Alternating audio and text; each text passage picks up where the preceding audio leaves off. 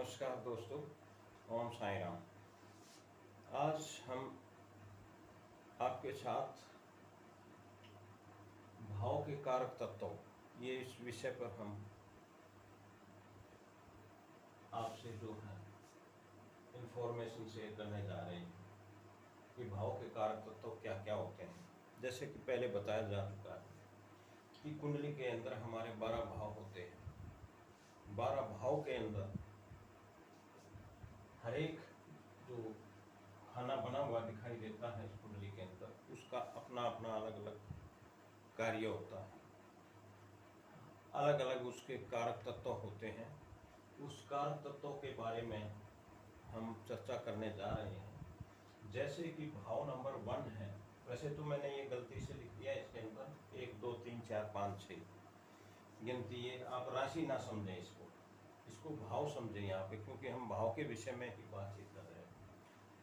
पहला भाव, ये जिसको लगन भाव भी बोलते हैं हम कुंडली के अंदर, तनु भाव बोलते हैं। इसमें जब जातक का जन्म होता है तो उसके तन के बारे में, उसकी शारीरिक संरचना के बारे में बातचीत की जाती है। उसका रूप, रंग, स्वास्थ्य, स्वभाव, उसका मस्तिष्क, सुख दुख और उसका जो है व्यक्तित्व, विचार, ये सब जो है 1 नंबर भाव से किया जाता है, लगन से किया जाता है। लगन का जो ग्रह होता है वो मंगल होता है। सूर्य इसका कारक तत्व आता है, सूर्य इसका कारक तत्व होता है। इस तरह से हम जो है अलग अलग चीज के बारे में बातचीत करते हैं। यहाँ पे जो है मिथुन, कन्या, तुला, कुंभ राशि बलवान होती है 1 नंबर लगन में, अगर वो गलती से यहाँ पे लगन बन के आ जाती है। दूसरा भाव लेते हैं हम, धनु भाव बोलते हैं। ये हमारे आर्थिक स्थिति के बारे में बताता है। ये जातक की जो है आर्थिक स्थिति के बारे में बताता है, उसके धन संग्रह के बारे में बताता है, हानि के धन की हानि के बारे में इसमें बातचीत होती है।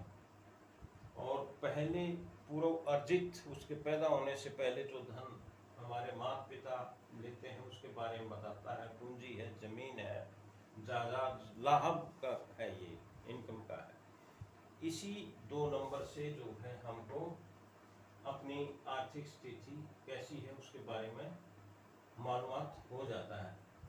इसका भी कारक तत्व होता है बृहस्पति, गुरु जिसको बोलते हैं हम, इंग्लिश में जुपिटर कह देते हैं। ये जो है 2 नंबर का कारक तत्व माना जाता है। अभी भाव नंबर 3, ये वाला, इसमें आते हैं हमारे छोटे भाई बहन आ जाते हैं, हमारा पराक्रम आ जाता है, हमारी जो है आजकल जो इंटरनेट से रिलेटेड जो टेक्नोलॉजी है वो सारी इसमें आ जाती है। रेडियो है, टेलीविज़न है, ये सब जो है 3 नंबर से ही आते हैं। हम जो पत्राचार करते हैं उसके बारे में भी जो है 3 नंबर ही भाव दर्शाता है। पड़ोसी देशों की क्या हलचल हो रही है वो भी इसी से पता लगेगा। छोटी छोटी यात्राएं होती हैं वो भी 3 नंबर से पता चलेगा। ये जो है धैर्य का है, हमारे अंदर कितनी पेशेंस है उसके बारे में है। उद्योग, नौकरों का सुख दुख, सब जो है 3 नंबर भाव से ही पता चलता है। इसलिए ये जो 3 नंबर, इसका कारक तत्व मंगल है और इसका ग्रह जो है मरकरी होता है, भाव का ग्रह जो है, जिसको हम काल सर्प की कुंडली में जैसे उसको हम भावेश बोलेंगे, जब हम पढ़ेंगे तो भावेश बोलेंगे। बाकी जब हम कुंडली के बारे में डिटेल में विस्तृत जब बातचीत करेंगे, पढ़ाएंगे, तो उसमें जो है भावेश राशि के हिसाब से जो ग्रह आता है उसको भावेश बोलेंगे।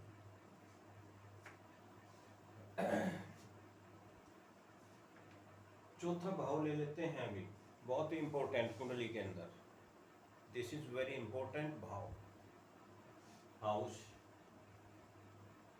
यहाँ से हमें अपने जीवन में सुख दुख, माता, स्थायी संपत्ति, मकान, वाहन, पैतृक, ये जो मैंने लिखा हुआ संपत्ति, मित्र, बंधु, सवारी, गृहस्थ जीवन का सुख दुख, उदारता, परोपकार, मानसिक शांति, मायावादी, मायावाद से जो है संबंधित जानकारियां हमें यहाँ पे मिलती हैं। और ये जो चौथा नंबर भाव हमारा माता का भी भाव होता है, माता का सुख, माता द्वारा जातक को कितना सुख मिलेगा, इसी भाव से हमको जानकारी मिलती है। मून इसका जो है ग्रह हो माना गया, मून जो है इस राशि का इस भाव में जो है ग्रह माना हुआ है। जैसे मैंने पहले कुंडली में भी बता दिया था भाव और ग्रहों के बारे में, पहली वीडियो में मैं बता चुका हूँ। तो इस प्रकार से जो है चौथे भाव कारक तत्व तो बहुत ज़्यादा होते हैं, लेकिन हम बेसिक के लिए गए, हमारे लिए 10-10, 15-15 कारक तत्व तो अगर हम कंठस्थ कर लेते हैं तो हमें काफ़ी सारी जानकारी जो है कुंडली को एनालिसिस करने में मिलेगी। मुख्यतः हमने वही चीज़ें इसमें कारक तत्वों में लिखी हैं भाव की, और हम 1, 2, 3, 4 भाव तक के ही कारक तत्वों इस वीडियो के माध्यम से आप सभी को बता रहे हैं। और इसका जो है कारक तत्वों नहीं, कारक जो माने गए हैं ग्रह चंद्र और बुध चौथे नंबर हाउस के कारक माने गए हैं। अभी हम यहीं तक लेते हैं, क्योंकि हमारा मेन जो है भाव के बारे में है। अभी भाव जो हमने ये लिखे हुए हैं, इनके अलग अलग भाव, अलग अलग काम भी हैं। ये तो तत्व हो गए जो बताए हैं, इनके नाम जैसे 1, 4, 7, 10, इसको हम केंद्र का भाव बोलते हैं, ये शुभ होता है। यहाँ से जो है हमको रिजल्ट बहुत अच्छे मिलते हैं। कहाँ से? 1, 4, 7, 10, ये इसको हम केंद्र भाव बोलते हैं। दूसरे नंबर पे आते हैं 1, 5, 9, ये भी शुभ फल देता है केंद्र भाव की तरह। इससे भी अच्छे फल जो हैं 1, 5 और 9 से मिलता है। फिर फनकर भाव यहाँ मैं संक्षिप्त में लिखा हुआ वर्णन नहीं किया है। 2, 5, 8, 11, 2, 5, 8, 11, ये हमारे फनकर भाव में आ जाते हैं। ओपोक्लेम 3, 6, 9 और 12, 3, 6, 9 और 12, ये हमारे ओपोक्लेम भाव हैं। 63 है 3, 6, 11, ये पाप ग्रहों जैसा फल देता, जो जैसे हमारे पाप ग्रह होते हैं ना, पूर्व ग्रह भी बोलते हैं हम ज्योतिष की भाषा में, ये जो है हमें वो फल देते हैं। 63 रिजल्ट जिसको हम बोलते हैं। त्रिक भाव 6, 8, 12, ये बैड है, ये तीनों के तीनों बैड हैं। यहाँ पर केवल जो पूर्व ग्रह हैं वो अच्छा रिजल्ट देते हैं, और जो शुभ ग्रह हैं, अच्छे ग्रह हैं, वो यहाँ पे जो हैं अच्छा रिजल्ट नहीं दे पाते। ग्रह जो आते हैं जब कुंडली का हम एनालिसिस करते हैं, उपचय 3, 6, 10, 11, कंटक 1, 4, 7, 10, चतुर्थ 4, 7, ये जो है हम इस तरह से ये भाव की हमने एक वो बनाई है, नाम बनाए हैं। जब हम एनालिसिस करेंगे ना, तो ये बहुत सारी चीज़ें हमको माइंड में रखनी पड़ेंगी, तब जाके कुंडली का एनालिसिस होगा। इसलिए मैं छोटी वीडियो और जानकारी जाके जब एनालिसिस करेंगे वो जानकारी जिसकी ज़रूरत पड़ती जाएगी। जैसे हमने कारक तत्व शुरू किए हैं, 2 वीडियो और बनेंगी इसके बारे में। जैसे आज मैंने केंद्रों के अलग अलग भाव बताए हैं, तो इसी तरह मैं कल साइड में कोई दूसरा टॉपिक लेके आऊँगा, ताकि उसकी भी प्रिपरेशन हमारी साथ साथ होती रहेगी। ये था एक भाव के कारक तत्वों के बारे में छोटी सी जानकारी।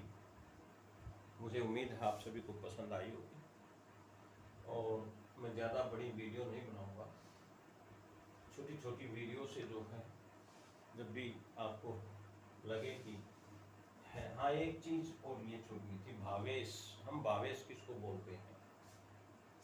जो ग्रह कुंडली के जिस हाउस में बैठा हुआ है राशि के साथ में, वो उस घर का जो है भावेश कहलाता है। एक तरह से उस घर का राजा हो जाता है, उसको हम भावेश बोलते हैं।